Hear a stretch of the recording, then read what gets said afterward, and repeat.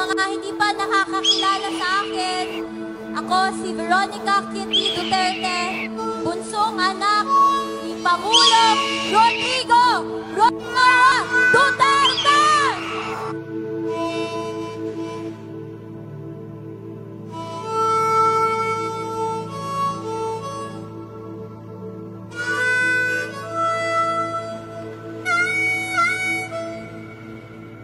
Una-una, gusto kong magpasalamat sa lahat ng dumalo ngayong gabi.